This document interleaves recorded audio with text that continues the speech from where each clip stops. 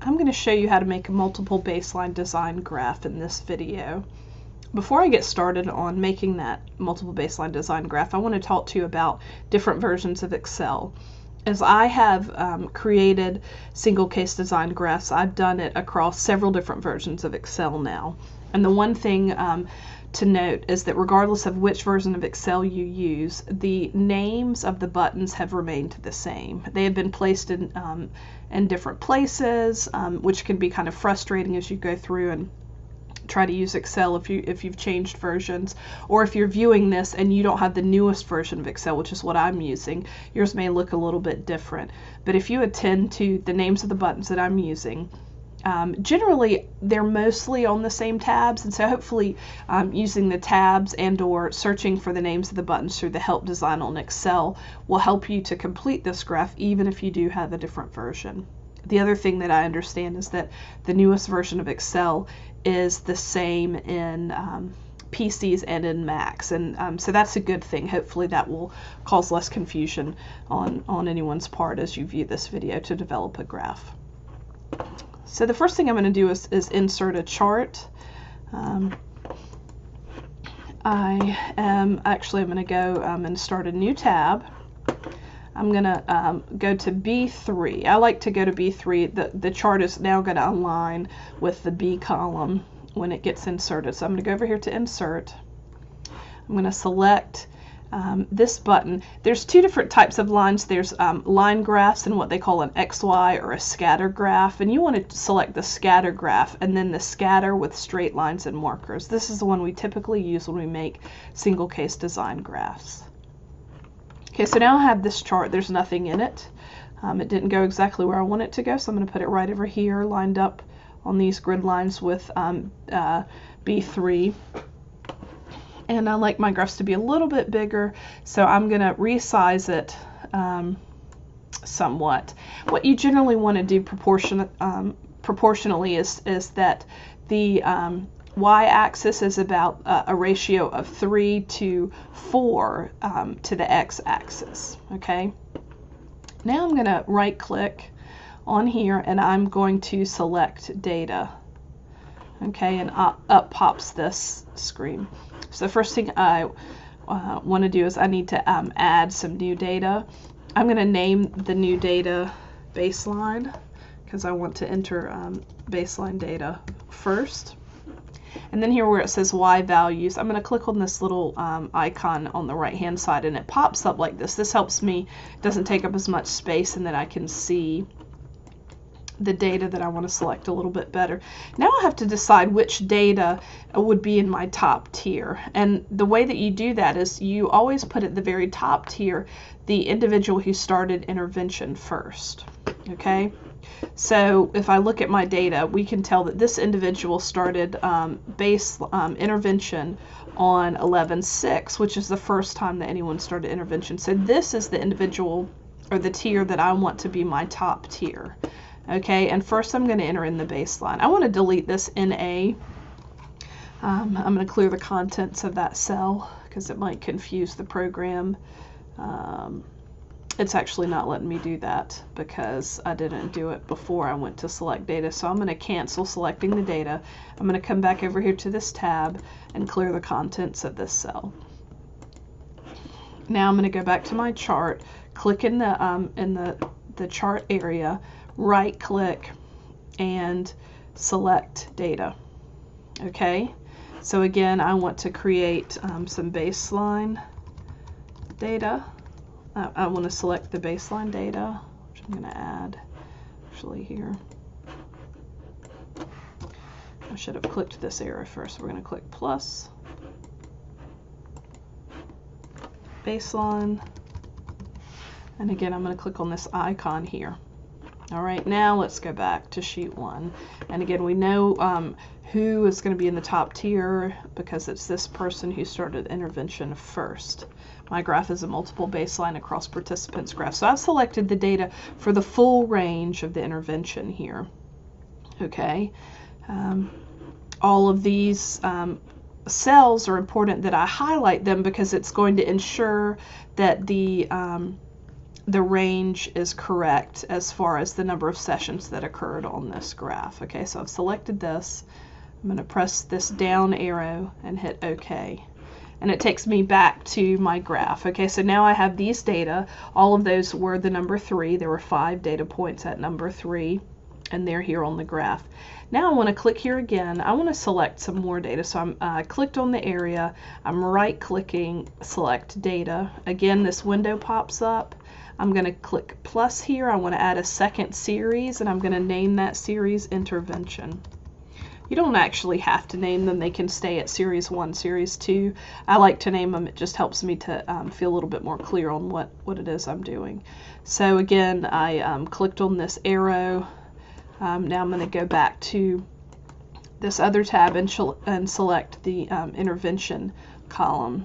Again, starting with the first day of intervention all the way through to the last day of intervention. You see this person was absent, but remember we're developing a time series graph where it's critical when we do a visual analysis of our data that they're lined up in the exact alignment so that any session is the same day. So I need to see if I see this second 0 here, it would be the first 3 for this person, which was on 10/29. If there's nothing here, I assume that that individual had no session or was absent. And then on this same day, this person had 1. Okay, so I've selected all the data in the intervention, and I'm going to press the down arrow and click OK. Okay, so now we have our data, right? It ranges from 3 to about 29.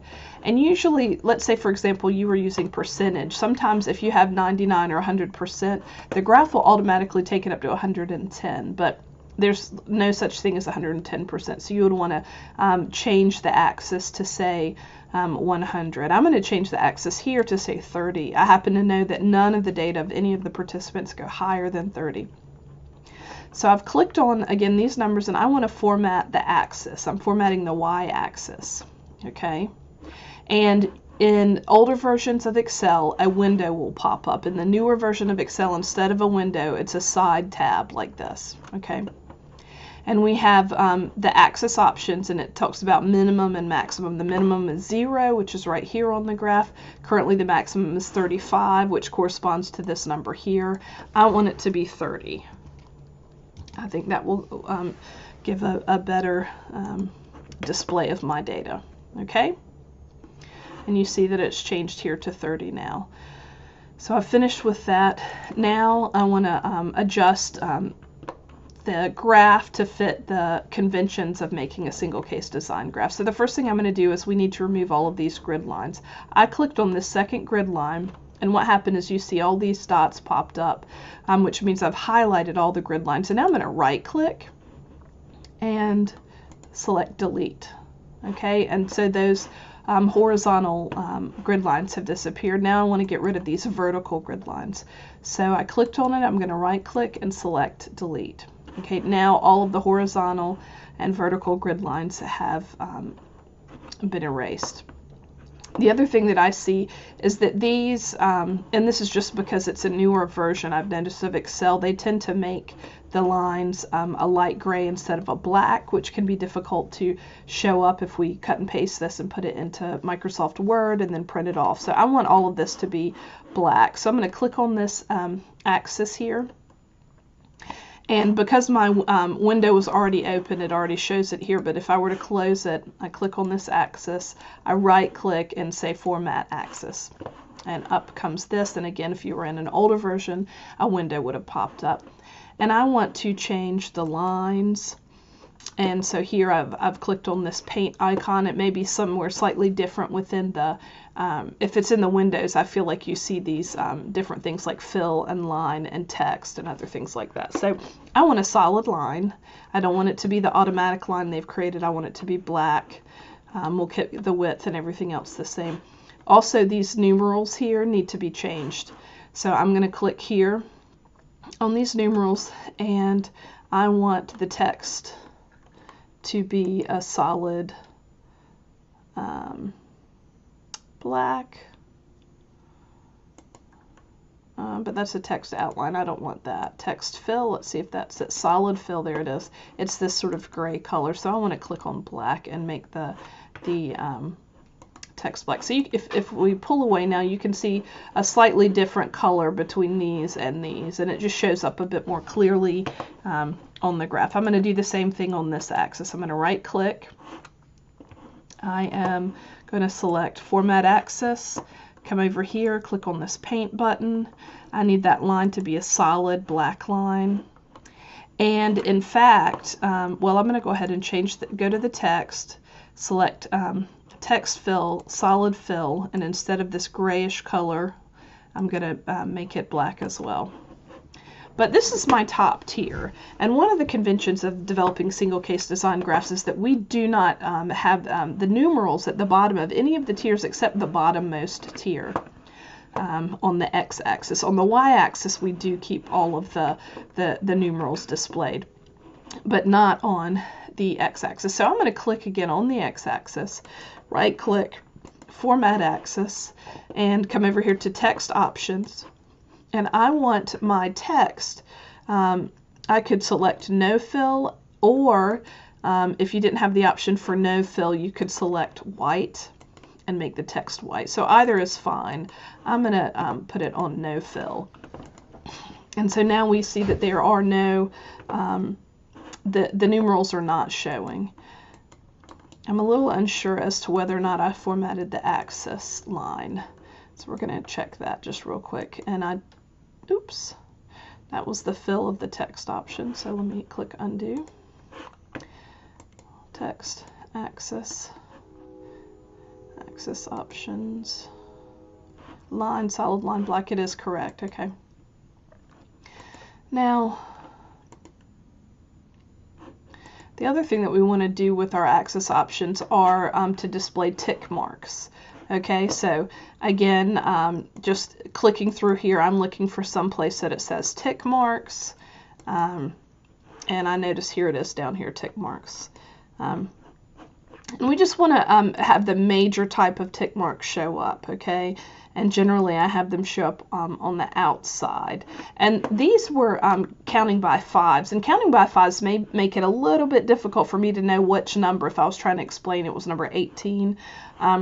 So actually I'm going to make the major units, instead of 5, I'm going to make them by 2 on this axis. And so now we have tick marks a little bit more consistently developed, which will make it easier to see. I think that by 5s here is just fine on the 30, but you might decide that you want it to be by 3 or something like that. So you would do the same thing where you click on the axis, right click, select Format Axis, and go in and change the major units, which are the unit numbers that are going to show up on the graph. Okay, so we formatted that. Another thing is that there, I happen to know this just because I'm used to developing the graphs, but there's a border around the outside of this chart. If we go to View and check this grid lines box, it removes the grid lines. And we're going to do this later when we get the data ready to display and to cut and paste into the Microsoft Word document.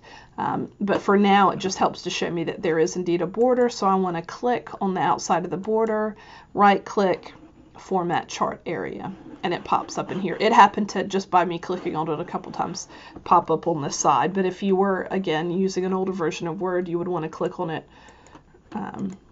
right click, and then format the chart area. Okay, and what we want is this border to have no line. So I've clicked no line. I can't tell if I've removed it because it's still highlighted, so I'm going to click over somewhere else, and we can see that there's no longer a border. So we've fixed that component of developing the graph. Okay, I'm going to put the grid lines back because when we go to put in the next few tiers, I want to be sure that they're all well aligned. And again, I'm just going to make sure this one is aligned right in that corner of the B3 cell. Okay, now these data all need to be the same color. These are the same dependent variable. Each data point displays the exact same behavior. The behavior is just occurring at a different level. Okay, so we need it to be all the same, but before I go in and change that, I want to go in and put in my phase change. And if you remember, the baseline data were these data here. Okay, so in order to demonstrate on the single case design that there's a phase change, we need to put a line, and conventions tell us that that line needs to be a dashed line. Okay, so I'm going to go to Insert. In some versions, you might need to go to Home, but wherever it is, you go to Insert and then Shapes. It used to be called Draw, and now it's Shapes, and I'm going to insert this line shape here, okay? Now I've selected the line. I'm going to click my Shift key, and by doing that, it keeps my line perpendicular. Now, if I'm real exaggerated, I can get it to a 45-degree angle or to a horizontal angle. But the nice thing is those are the only options that it gives, and I can keep my line nice and straight by holding the Shift key down until I get it exactly where I want it, and then I let go of the Shift key. Oh, it's not quite where I wanted it, so now I'm just going to click and drag and bring it over. It needs to be black, and it also needs to be dashed, and it also looks like there's a bit of a shadow to it. I find that these new versions often show a shadow, and sometimes it even indicates that there is no shadow when in fact there is a shadow. So I want to format my shape. A box might pop up on an older version, but here it's on the right hand side, and if I click on these, here's the shadow, and if I click on the presets, it indicates that there is no shadow, but I found that for some reason the shadow is showing up. So I'll do it as if I want a shadow, and then I go back and click on no shadow, and then there's clearly not a shadow on that line anymore. That's just a trick I've figured out just by playing around with it a little bit. Now I can change the line here. In the older versions, you often have this shape format thing that comes up just like in this newer version. So I can go here to change my line and say that I want my line to be black and that I'd like it to be dashed.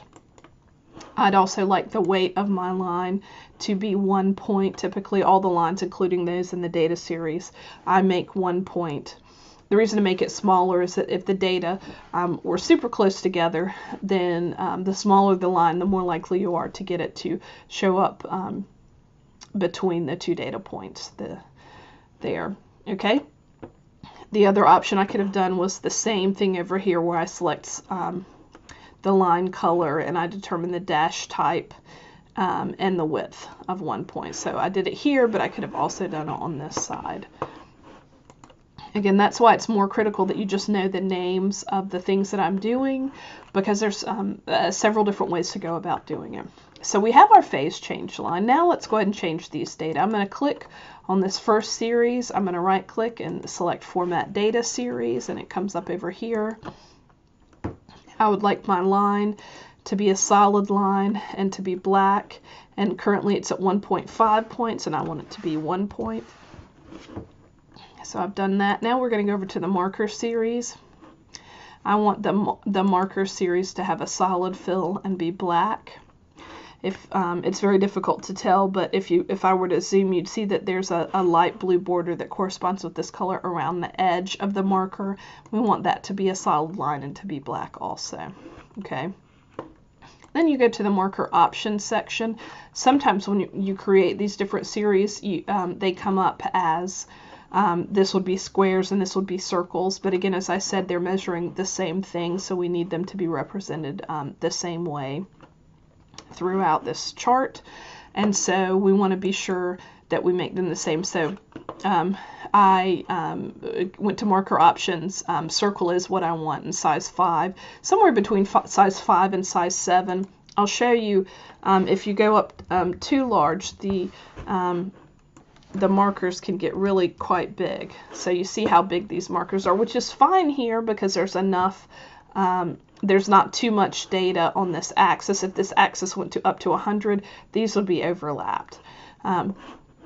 Again, conventions hold to have it between 5 and 7 usually, and I tend to go on the smaller side with 5. We're going to go ahead and do the same thing here. So I'm going to right click, format my data series, come over here. I'll first change to a solid line black, and I'd like it to be 1 point. I'm going to go to my marker, The marker shape is fine, but that's where these marker options are if I needed to change those. And then I'm going to have the fill be a solid fill, but I'd like it to be black. The border to be a solid border, also black. Okay, so now I have developed the data series for this graph. Okay, but we have 3 more tiers to go. There's some other things that I need to do. Oh, I haven't added the tick marks on this side, so let's do that first. So again, I click on this axis series. Usually you find a numeral to select, right click, format axis. We're on the correct tab. I want to go to tick marks, and I would like my major tick mark to be outside, sorry, the graph. And so here we have this first tier completed. I haven't labeled the phases. I'll do that in a few minutes. I also haven't labeled the individual, and I will actually go ahead and do that. So let me get an insert. I'm going to insert a text box. Insert. And there it is over here on the right hand side, text box. And we'll say this individual's name was Hugh. Okay, put it right here.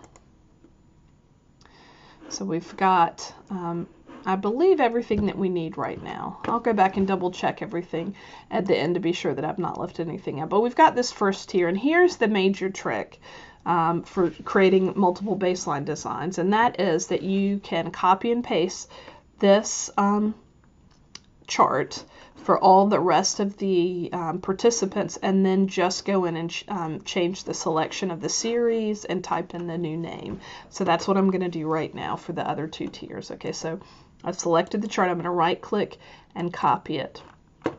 I'm going to select this cell just below that chart.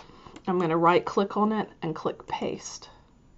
And by pasting it in there, it makes it line again with this B column, and everything should be aligned between these 2 graphs because they've been pasted directly below each other. I'm going to go ahead and do it with the next tier as well. Click paste. And Hugh didn't come along with it, but that's okay because I did just select the chart area. We can fix that. So we have Hugh. He's completed. Now we need to do the next tier. Okay, so I'm going to select this data series right here. I'm going to right click and click select data. Okay, and here's the window again that pops up. You can see in the background here, these are the data that are currently selected for that duplicate chart, but I need to find the next individual that entered intervention. So I've closed that side thing there, and I'm moving this window. It's out of your range of sight at the moment.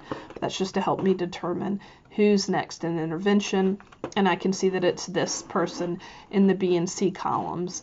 This participant is the one that has next entered intervention on 11/17. So those are the data that I want to enter into the second tier chart. Okay, so I'm going to click on baseline, and then it often does this. It pops you to the original sheet. I'm going to click on this arrow button here and pop it up, and now it brings me back to the other sheet. Don't be disconcerted if that happens. And now I want to select the full range of data in the baseline column, and so I'm doing that now. And then I press the down arrow, and I have selected the baseline. I'm going to go ahead and click on intervention and select those data, and those go right here. Press the down arrow and click OK. And so now you see that our data have changed, and let's see, do they correspond? So the first student was at a level of 3. It says that this student or this participant is at a level of 0. Are those the ones I highlighted? Yes, they are. Okay. I'm going to go over here, and now what we need to do is to change these lines. You can see it kept some of the formatting, not all of the formatting sticks, and so we need to change the line color to be black. I clicked on select data, which I did not intend to do. I want to right click here and format my data series. So I'm going to come over here, click on this paint, and I want my line to be a solid black line. And again, as I said, I typically make it 1 point. Now we'll do the same thing with this data series. I clicked on it, I right-click, Format Data Series, go to the paint box, click on the solid line, make it black, make it 1 point, enter. Okay. Now I happen to know that this is where my phase change line is. I might have wanted to have taken care of that before changing the colors, but it's okay. I can tell pretty obviously where it is. What I've just done here is I've clicked here, and then I've clicked Command C. You can also right click and copy. Okay, Command C, or it might be Alt C if you use a PC, but Command C and Command V. Command C is copy, Command V is paste. So I just clicked Command V and made it paste. I could have right clicked and told it to paste. Now I've drawn these lines. They are going to need to be connected later to show that sort of tiered or stair step that you develop, but we'll do that last after I've formatted all 3 tiers. So we need to make sure we label this participant. So I need to insert a text box again here, insert, oops, I made the insert go away, text box. I'm going to right click here, and oh, I didn't mean to right click. I should have just regular clicked here. And there's my text box. And this is John A. Okay. We typically put the names of the individuals down in the bottom right hand corner unless that's going to overlap with the data, and then we would scoot it up, but otherwise consistently putting it in the bottom right hand corner. Some journals want you to have a, your text box to have an outline, and some do not. I tend to leave it without the outline unless I'm told otherwise. Okay, so now we're going to go and select the data series for this third one. So what do? Click on the data, I right click, and select data, and a window pops up. I want to work on my baseline first, so I've clicked baseline, press that up arrow, I come over to this last participant who I have not entered data for, select all the data, go back, click on intervention, press the up arrow, come over here to the third participant, select the whole range of dates, including the intervention data, and now I'm going to click OK. All right, so there we have the third tier's data, but again we need to fix the line, so I'm going to right click here, make it a solid black line at 1 point. I'm going to right click here on these data,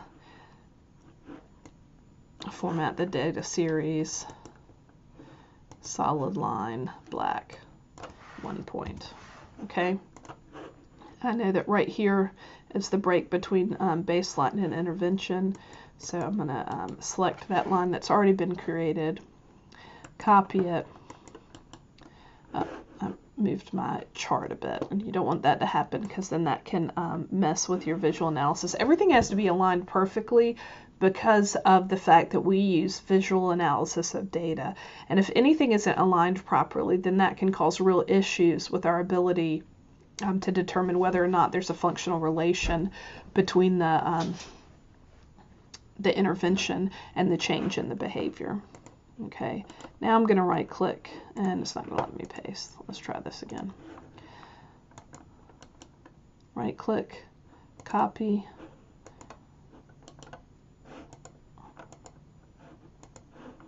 right click. Oh, it's not going to let me paste. So I'm going to do my Control C, Control V. Again, there's different quirks that happen with these things. Move to the chart again. And I don't always know why that is. And that's where you just have to sort of play around. There's a lot of precision involved and tedium involved in developing graphs, but it pays off in the long run when you develop them appropriately. Okay, so we need to go ahead and label this third individual. So I'm going to go to Insert, a text box, right click, not right click, just click, and Jose. Okay, again, I'll just put Jose's name sort of there down in the bottom corner. All right, so we have our 3 individuals with all the tiers. We removed the numbers from the 2 tiers, the topmost and the middle tier, but this is the bottommost tier, so we do need to see the numbers labeled here. So I've clicked on this axis. If I right click and click Format Axis, in an old version the window would pop up, in the new version it just shows here. We want to look at the text options, and it's currently at no fill, and we'd like it to be a solid fill, and by doing that the numbers are now displayed. Okay? The next thing that we need to do is to connect these dashed lines to look almost like a stair-stepped approach. So I've got this line. I'm going to hold Shift down again to keep my line straight, and I'm going to pull it down until it appears to be parallel with this other graph. And what looks like has happened is it's gone behind my chart. Okay, so when that happens, you click on the shape that if you think of everything as a layer, like if you were laying pieces of paper down on each other, it's the same thing within Excel. So I'm clicking on the shape, and I want this to be the top piece on my chart. So I'm going to tell it to be brought to the front, bring to front. And now what's happened is I had pulled it all the way down there. Now it shows up, it's now on top of instead of underneath this chart. But we need a parallel dashed line connecting these 2 lines here. Okay, and I'm just going to insert a line. You could copy this and then change it, but for some reason I find it easier just to create a new line. Again, I'm going to press that Shift button. I'm going to start right here on the corner, and I'm going to pull it straight across. Okay, and so there it is, and we need to go through the process of changing the color. And I double clicked on it. That's another way to have the tab show up. I would like it to have a weight of 1, and I would like it to be dashed. It also appears to me currently that it is has a shadow. I'm going to come over here to this Format Shape window and find out where I handle shadows, which I think is here. Yep, there's shadow presets.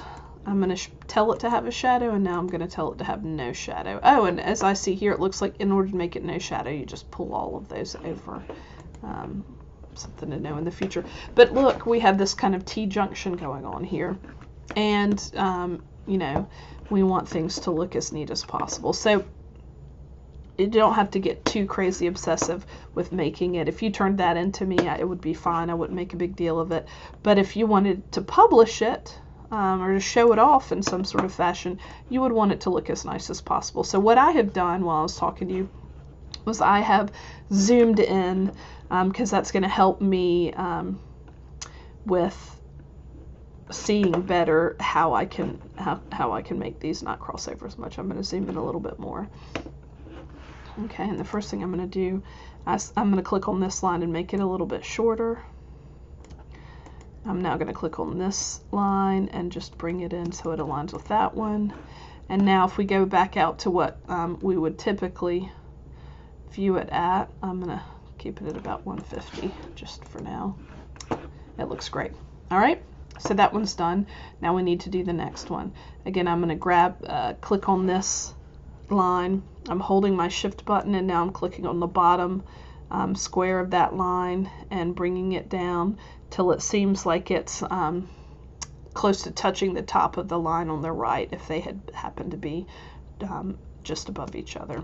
And I'm let go, but when I click off, I see that the line isn't showing up because it's technically behind that other one. So I'm going to right click and bring it to the front.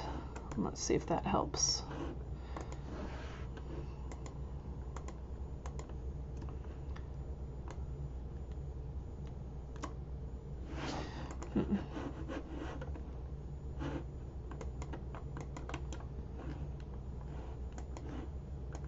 So what's happened here is that this line is, when I put it in my chart, it put it inside the shape of the chart. whereas this one for some reason is just lying on top. So if you, again, we think about these pieces of paper laid on top of each other, this is a separate piece of paper. This is a separate piece of paper. This one is drawn on the same piece of paper that the dots are drawn on. It's not a separate piece of paper that I've laid on top, which means it's not going to let me stretch it outside or beyond the confines of this chart. So what I'm going to do instead is see if I can pull this shape up. So I'm clicking Shift and I'm going to pull it up so that it aligns with that one. And close it. And I think we're going to be okay because they're so close together. These are just some of the sort of irritating things that can happen when you're developing lines. To solve it, another thing I could do is draw a line over here, bring it over here, and then it would be lying on top of both of the charts. But I think I've resolved it this way. Now I need to insert another line, which I will have to connect those two lines together. So I'm going to click the Shift key again because I want to be sure that it remains parallel. And I have my line, but I'd like it to be black at one point, and dashed. And I'm going to go over here to where it says Format Shapes, and I want it to have no shadow,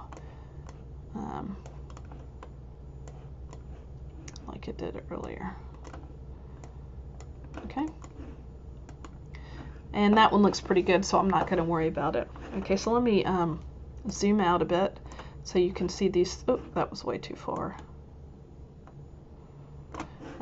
There you go. So you can see the three tiers. So what do we need next? We need to label here what the x-axis represents. We need to label here what the y-axis represents. We need to label the phases. Okay, so that's just developing a bunch of text boxes. Now you might be tempted to click on this chart and use the chart labeling system, but don't do that. Instead use insert text boxes. It's going to give you a little bit more control as far as how and where you can put the text boxes to ensure that they're placed in the right place. So here's this text box. We're going to go ahead and start first with labeling these phases. So this is baseline. I'm going to align it towards the top, and then to center it, I'm going to pull the edge of the box from the y-axis to the first phase change line. Then I'm going to go home and tell it to center that word, and now I know that baseline is centered across this phase. The next phase I want to insert another text box for. It's not a shape, this is a text box. I'll click here. I'm going to write, and normally we don't write the word intervention, we write what the intervention is called. So we might say that this is a token economy system that I've been working on. So it's the intervention that I implemented. So I'd write token economy. I want to grab the box and pull it to the top so it's parallel with the baseline word. And again, I'm going to center it by bringing it over to the phase change line, and then all the way over to the edge of the graph, going home and clicking on center. And now we've labeled both of our phases. Okay, and the next thing that we're going to do is label this area. So many of you might want to put dates here, and that's absolutely fine. I prefer sessions. They're smaller, they take up less space. And so I generally use sessions, but they do happen to represent days. So I could type the word sessions here, or I could type the word days here. Just depends on your preference, the level of precision that you're using. Sessions is if you had multiple sessions per day, it would be better to do sessions. Or if it wasn't consecutive days, then it would likely be better to write sessions. I'm going to write sessions for mine. So I'm going to go to Insert, Text Box, click here, Sessions. And then I'm going to do the same thing so that it's centered across the bottom. I'm going to align it with the y-axis and the right-hand side of the x-axis. and then center the text within that text box, and we have sessions. I need to do the same thing on this side. Many of you also had labels beside each of the tiers, but we actually only want one label that's centered across all 3 tiers, and that is whatever the behavior is that we're collecting. And so this is, let's say, number of math problems completed per day, okay, or number of math problems completed per session. And so I'm going to insert a text box, and I'm going to just click here first and write number of math. We capitalize it as if it were a title, math problems completed, and make sure there's no spelling or capitalization errors. And then I'm going to use this little circle thing that I'll pull here and make it turn. The other thing that you can often do is format the shape. If I clicked on it, I could, right here, I could rotate the shape by 45-degree angles to make sure that it's accurately, or 90-degree angles. So here's the thing, but again, just to make sure that it's centered, I'm going to pull the edges of the text box up to the top of the first chart all the way to the bottom of the 3rd tier and center it. Okay, and now we have our chart. We've got all our tick marks, we have all our phase change lines, everything's labeled. We're going to put this in Word, and in Word is where I would label the figure. And I believe, and I always get confused on this, I'm actually going to look it up. When I'm entering in a figure, and this is considered a figure and not a table, we label figures on the bottom, so it would be figure X, or whatever the number of the figure is, figure 1, and then we would give the title of the figure. But you would do that in Word. Okay, so what we want to do now is to get this out of Word, or out of Excel and into Word.